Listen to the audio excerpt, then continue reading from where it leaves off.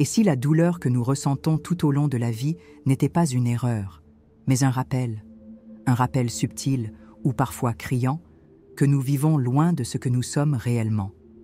Nous nous sommes tous déjà façonnés pour correspondre aux attentes des autres, aux rôles sociaux, aux normes invisibles.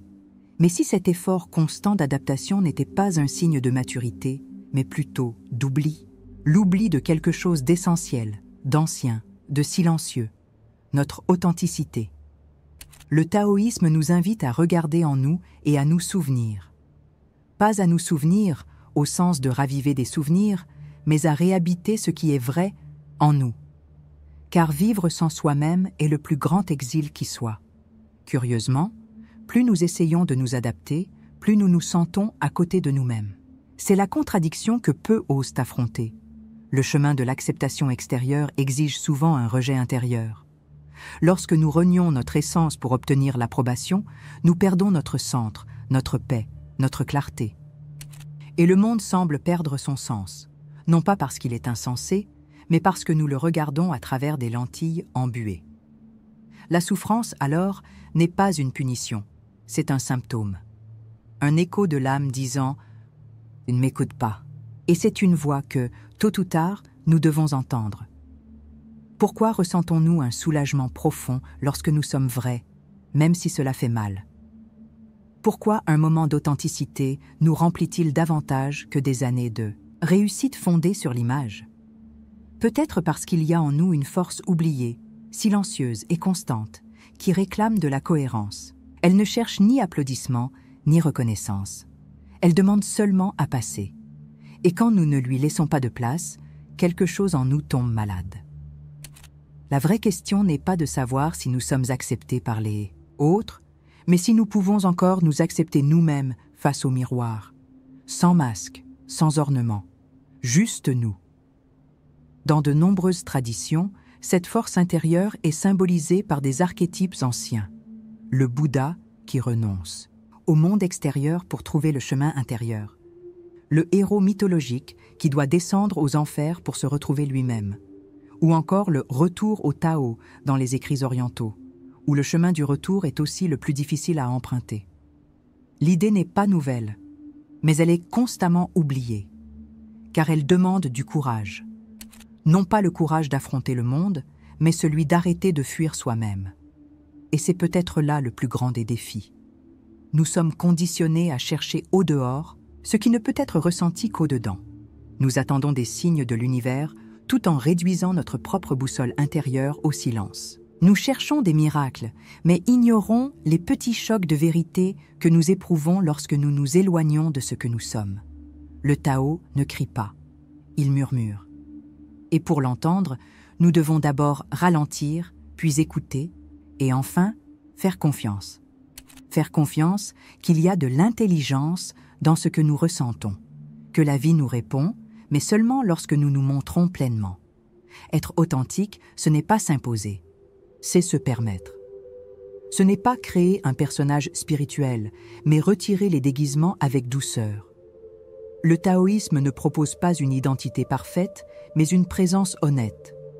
Un abandon au flux naturel, sans contrôle excessif, sans résistance inutile.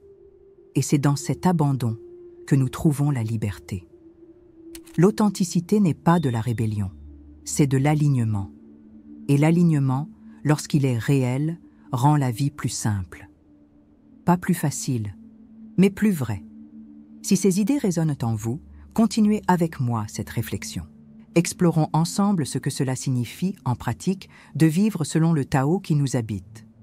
Il y a beaucoup à désapprendre, et encore bien plus à se rappeler. En 1983, un moine zen japonais nommé Ryokan Ishikawa quitta soudainement le temple où il vivait pour s'isoler dans une cabane en montagne. Ce ne fut pas un geste de renoncement traditionnel, mais quelque chose de plus intime, une lassitude silencieuse. Il avait passé des décennies à cultiver la discipline, le silence et le service, mais commença à ressentir qu'au fond de lui, quelque chose lui échappait encore. Une rigidité déguisée en vertu, une obéissance qui masquait une absence de vérité intérieure.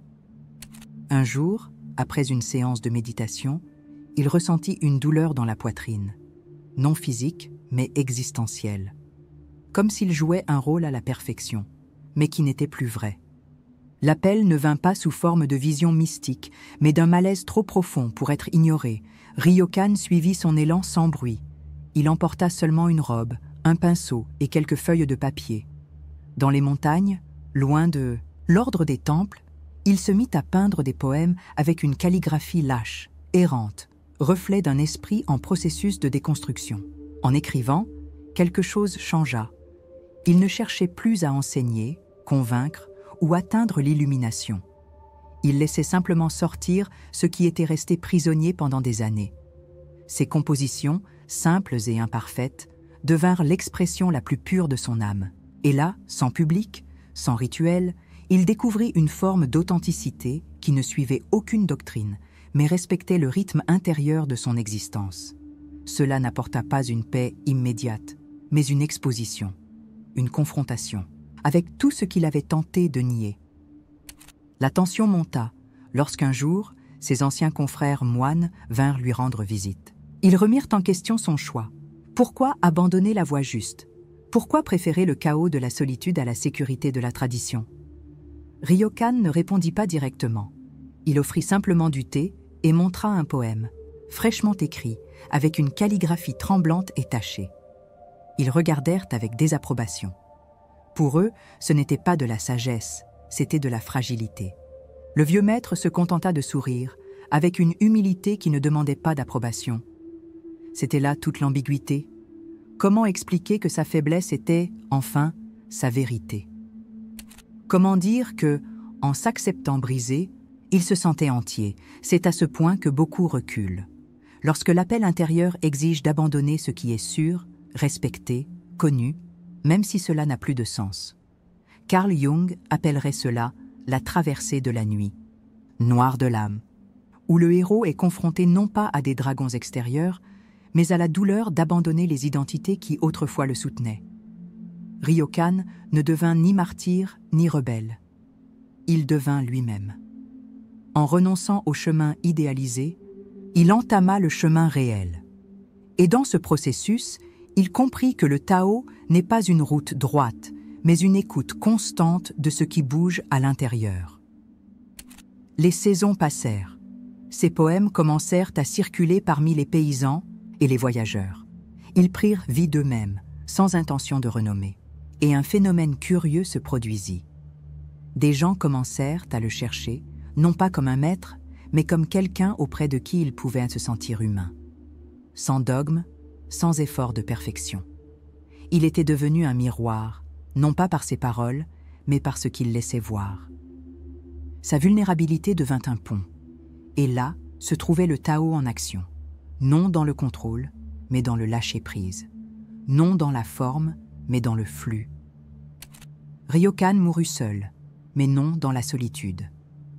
Ses derniers mots furent notés par « un visiteur. Il ne reste plus rien que moi-même, et maintenant cela suffit. » Ce témoignage n'est pas une invitation à fuir le monde, mais à se réconcilier avec sa propre nature. Ce que cette histoire nous montre, c'est que l'authenticité ne se conquiert pas par l'effort extérieur, mais par l'abandon intérieur. Ce processus est douloureux, oui, mais c'est le seul qui, en vérité, nous libère. Il y a un prix à payer pour être soi-même, mais il y a un coût bien plus grand à continuer d'être ce que l'on attend de nous. Peut-être ressentez-vous aussi cet appel silencieux, difficile à nommer. Un malaise persistant, une sensation de jouer un rôle au lieu d'habiter votre propre vie. Si cela résonne en vous, poursuivez avec moi. L'étape suivante consiste à comprendre que le courage d'être authentique ne naît pas de l'ego, mais de quelque chose de bien plus profond, et comment le Tao nous enseigne à accéder à cette force sans effort, sans précipitation, mais avec présence. La décision de Ryokan de quitter la structure monastique pour mener une vie solitaire n'est pas un acte de rébellion, mais un mouvement de retour vers le soi, concept central de la psychologie jungienne et présent, sous d'autres noms, dans presque toutes les traditions spirituelles. Le soi, dans le taoïsme, pourrait être associé au Tao intérieur, ce qui est, sans effort, sans forme rigide, mais qui guide avec précision. Du point de vue hindou, Ryokan a vécu une transition entre les étapes de la vie décrites dans les Védas, quittant le rôle du dharma social, devoir moral et religieux, pour entrer dans l'étape du renonçant, où l'appel n'est plus d'accomplir, mais d'être. La traversée implique une perte, celle de la persona. Et c'est à ce moment-là que la souffrance commence à se dissoudre en clarté. Rationnellement, le geste de Ryokan pourrait sembler une régression, abandonner une position de prestige pour une cabane au milieu de nulle part. Mais ce qui semble incohérent à la logique linéaire est, dans la logique du Tao, un réalignement. La pensée occidentale tend à associer l'évolution à l'accumulation, mais le Tao fonctionne par le vide. Ce qui est plein s'épuise, ce qui est vide peut recevoir. Cette inversion est fondamentale pour comprendre le retour à l'authenticité. Il ne s'agit pas d'un progrès extérieur, mais d'une intégration intérieure. La clarté ne vient pas de la conquête, mais de l'abandon à ce qui est déjà là, mais voilé. Émotionnellement, le parcours de Ryokan est empreint d'ambivalence. Il y a du soulagement, certes, mais aussi de la solitude, un sentiment de perte d'appartenance, du doute. C'est naturel, car l'authenticité n'efface pas les émotions difficiles, elle les éclaire. Dans le bouddhisme, cela ressemble à la pratique du voir clairement, vipassana. Se regarder sans jugement, accueillir ce qui est, sans résistance. L'émotion, lorsqu'elle est reconnue avec présence, ne nous domine pas. Elle nous oriente. La vulnérabilité ressentie par Ryokan est la preuve qu'il s'ouvrait à la réalité, au lieu de tenter encore de la modeler. C'est le moment où le contrôle cède la place à la confiance. Sur le plan existentiel, son choix incarne le mouvement archétypal du héros spirituel. Quitter le monde connu, affronter l'obscurité intérieure et revenir, non avec des réponses absolues, mais avec une nouvelle qualité de présence. Le taoïsme enseigne que le vrai chemin ne s'impose pas au monde, mais s'harmonise avec lui. Hermétiquement, cela fait écho à la maxime « comme au dedans, ainsi au dehors ». En s'alignant avec son essence, Ryokan crée un champ de cohérence qui transforme ce qui l'entoure. Non par la force, mais par la fréquence. Il devient un point d'immobilité dans un monde en tumulte. Le schéma invisible qui se dégage de cette histoire est celui de la renonciation comme reconnexion. La société associe souvent renoncer à une perte, mais dans les traditions spirituelles, authentiques, renoncer à ce qui est faux est le premier pas vers le souvenir de l'essentiel. Ce schéma se retrouve dans les mythes, les écritures et même dans les récits modernes de transformation personnelle. Il brise le paradigme du « plus est mieux » et le remplace par « moins mais vrai, c'est suffisant ». C'est un renversement. De valeurs qui indiquent une nouvelle organisation intérieure de la réalité, moins fondée sur la forme, davantage sur la cohérence. Cette cohérence est silencieuse mais perceptible. Elle se manifeste dans le sentiment d'être aligné avec soi, même lorsque le monde ne comprend pas. Elle se révèle dans la légèreté qui naît quand on n'a plus besoin de jouer un rôle. Elle apparaît dans de petits signes, une intuition, une coïncidence, un relâchement corporel, que l'univers semble envoyer quand on s'approche de ce que l'on est réellement. Il ne s'agit pas de magie au sens naïf, mais de synchronicité au sens profond, lorsque la vie extérieure commence à refléter l'alignement intérieur, comme des miroirs invisibles qui ajustent la réalité. Enfin, l'histoire que j'ai racontée à propos de Ryokan nous montre que la spiritualité authentique n'est pas grandiose, elle est simple.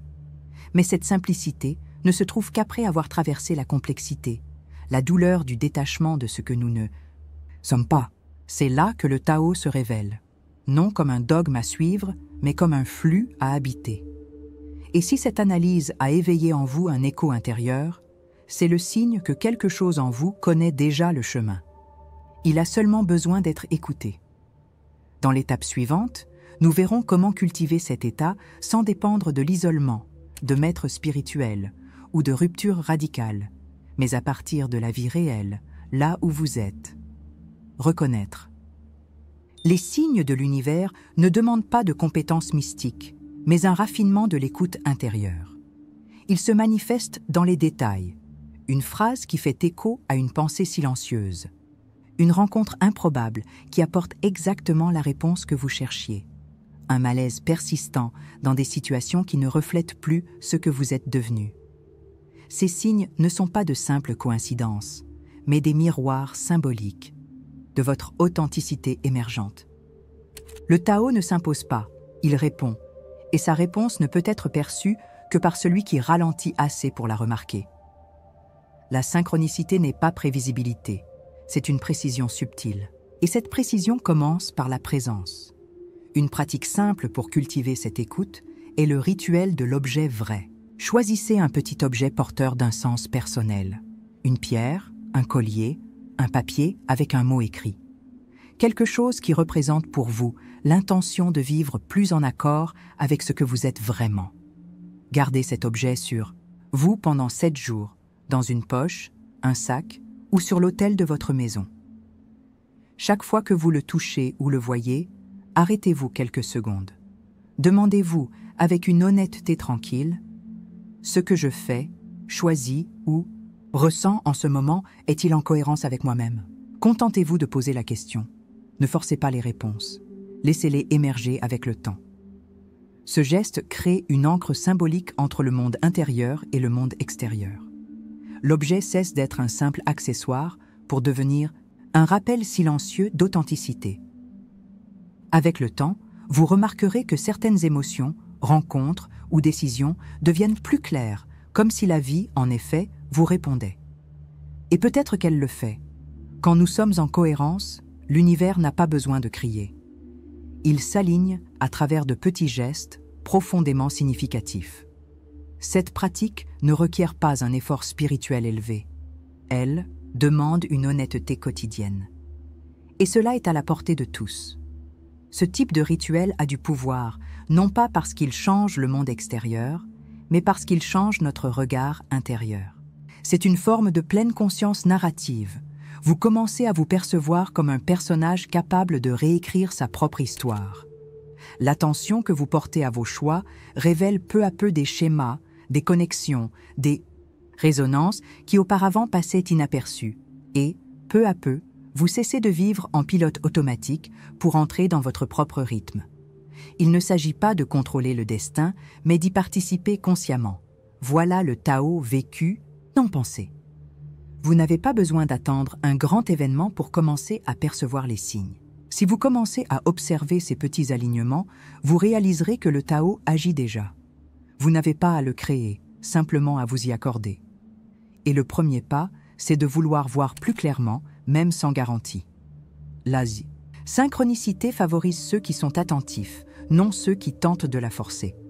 Si vous le souhaitez, écrivez une courte phrase qui représente votre intention.